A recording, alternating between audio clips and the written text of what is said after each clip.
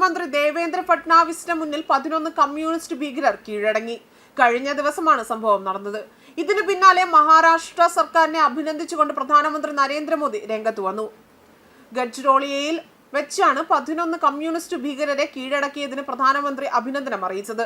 Communist ബാധിത പ്രദേശങ്ങളിൽ സമഗ്ര വികസനം ഉറപ്പാക്കാനുള്ള മഹാരാഷ്ട്ര സർക്കാരിന്റെ ശ്രമങ്ങളെ അഭിനന്ദിക്കേണ്ടത് തന്നെയാണ് എന്നും മോദി പറഞ്ഞു. വിദൂര കമ്മ്യൂണിസ്റ്റ് ബാധിത പ്രദേശങ്ങളിൽ സർവോന്മുഖമായ വികസനം ഉറപ്പാക്കാനുള്ള മഹാരാഷ്ട്ര സർക്കാരിന്റെ ശ്രമങ്ങളെ അഭിനന്ദിക്കുന്നു. ഇത് തീർച്ചയായും ഈസ് ഓഫ് ലിവിംഗ് വർദ്ധിപ്പിക്കുകയും കൂടുതൽ പുരോഗതികൾക്ക് വഴിയൊരുക്കുകയും ചെയ്യും. ഗഡ്ചിരോളിയിലെയും സമീപ പ്രദേശങ്ങളിലെയും എന്റെ സഹോദരിമാർക്കും സഹോദരന്മാർക്കും പ്രത്യേക അഭിനന്ദനങ്ങൾ എന്ന് മോദി എക്സിൽ കുറിച്ചു. കഴിഞ്ഞ ദിവസമാണ് ഗഡ്ചിരോളിയിൽ 11 കമ്മ്യൂണിസ്റ്റ് ഭീകരർ കീഴടങ്ങിയത്.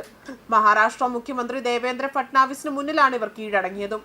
മുഖ്യമന്ത്രിയുടെ ഗഡ്ചിരോളി സന്ദർശനത്തിനിടയിലാണ് സംഭവം നടന്നത്. കഴിഞ്ഞ വർഷം 33 കമ്മ്യൂണിസ്റ്റ് ഭീകരരെ വധിച്ചതായും ഗഡ്ചിരോളി ജില്ലയുടെ വടക്കൻ ഭാഗം പൂർണ്ണമായും ഭീകരവിമുക്തമാക്കുകയും ദേവേന്ദ്ര ഫട്നാവിസ് കഴിഞ്ഞ മാസം പറഞ്ഞിരുന്നു. ശീതകാല സമ്മേളനത്തിന്റെ അവസാന ദിവസം നിയമസഭയിൽ സംസാരിക്കുകയായിരുന്നു അദ്ദേഹം. അതേസമയം കുറച്ച് മാസങ്ങൾക്ക് മുൻപ് ഛത്തീസ്ഗഡിൽ ഉണ്ടായ ഏറ്റുമുട്ടലിൽ 7 കമ്മ്യൂണിസ്റ്റ് ഭീകരരെ സുരക്ഷാ സേന വധിച്ച വാർത്തകളും പുറത്തു വന്നിരുന്നു. നാരായൺപൂർ ജില്ലയിലാണ് കമ്മ്യൂണിസ്റ്റ് ഭീകരരും സുരക്ഷാ സേനയും തമ്മിൽ ഏറ്റുമുട്ടൽ ഉണ്ടായത്. ദത്തേവാഡ നാരായൺപൂർ അതിർത്തിയിലെ തെക്കൻ അബുജന്മത് വനത്തിൽ പുലർച്ചെ 3 മണി മുതൽ സുരക്ഷാ സേനയും കമ്മ്യൂണിസ്റ്റ് ഭീകരരും തമ്മിൽ വെടിവെപ്പ് നടത്തിയിരുന്നു. ഈ ഏറ്റുമുട്ടലിലാണ് 7 കമ്മ്യൂണിസ്റ്റ് ഭീകരരെ വധിച്ചതും. ഇവരുടെ മൃതദേഹങ്ങളും വനത്തിൽ നിന്ന് തന്നെ കണ്ടെത്തിയിരുന്നു. അതേപോലെ പ്രദേശത്ത് തിരച്ചിൽ തുടരുകയാണ് എന്ന് ഉദ്യോഗസ്ഥർ പറഞ്ഞിരുന്നു.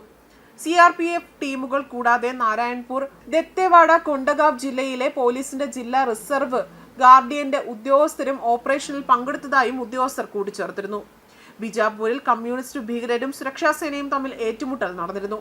ഏറ്റുമുട്ടലിൽ ഒരു കമ്മ്യൂണിസ്റ്റ് ഭീകരനെ സുരക്ഷാ സേന വധിച്ചു. പ്രദേശത്ത് കമ്മ്യൂണിസ്റ്റ് ഭീകരർക്കായുള്ള തിരച്ചിൽ നടത്തുകയായിരുന്നു. ഇതിനിടയിലാണ് സുരക്ഷാ സേനയും കമ്മ്യൂണിസ്റ്റ് ഭീകരരുമായി ഏറ്റുമുട്ടൽ നടന്നതും. പ്രദേശത്ത് കമ്മ്യൂണിസ്റ്റ് ഭീകരർ കുഴിബോംബ് കുഴിച്ചിട്ടിരുന്നു. ഈ കുഴിബോംബ് പൊട്ടിത്തെറിച്ചാണ് 2 DRG റിസർവ് ഗാർഡിന് പരിക്കേറ്റതും. അതേസമയം ഛത്തീസ്ഗഡിൽ കമ്മ്യൂണിസ്റ്റ് ഭീകരർ തകർത്ത വിഗ്രഹം നാട്ടുകാർ വീണ്ടും പ്രതിഷ്ഠ നടത്തി എന്ന വാർത്തകളും പുറത്തു വന്നിരുന്നു. ഏതാനും മാസങ്ങൾക്ക് മുൻപാണ് ഇത്തരത്തിൽ റിപ്പോർട്ടുകൾ പുറത്തു വരുന്നതും. ഛത്തീസ്ഗഡിലെ ദത്തേവാഡ ജില്ലയിലാണ് 1100 വർഷം പഴക്കമുള്ള ഗണേശ വിഗ്രഹം പ്രതിഷ്ഠിച്ചിട്ടുള്ളത്. ബസന്തറിലെ വനത്തിനുള്ളിൽ നഗവംശി രാജവംശത്തിന്റെ കാലത്താണ് ഈ വിഗ്രഹം നിർമ്മിക്കുന്നതും. വാദ്യോപകരണമായ ഡോലിന്റെ ആകൃതിയിൽ പ്രകൃതി ചെത്തിയെടുത്ത പാറയിലായിരുന്നു വിഗ്രഹം നിർമ്മിച്ചതും.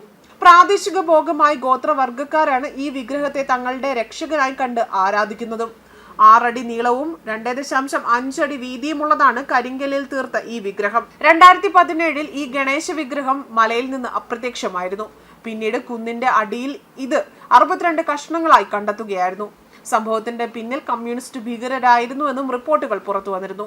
പ്രദേശത്തെ വികസന പ്രവർത്തനങ്ങൾ തടയുന്നതിനാകാം കമ്മ്യൂണിസ്റ്റ് ഭീകരർ വിഗ്രഹം മലയിൽ നിന്ന് തള്ളിയിട്ടതെന്നും പോലീസ് ഉദ്യോഗസ്ഥർ കണ്ടെത്തിയിരുന്നു. നാട്ടുകാർ കണ്ടെത്തിയ വിഗ്രഹം ആർക്കിയോളജിക്കൽ സർവേ ഓഫ് ഇന്ത്യയുടെ നേതൃത്വത്തിൽ അതേ വർഷം തന്നെ നന്നാക്കി പുനഃസ്ഥാപിക്കുകയും ചെയ്തിരുന്നു. ന്യൂസ് ഡെസ്ക് കർമ്മ ന്യൂസ്.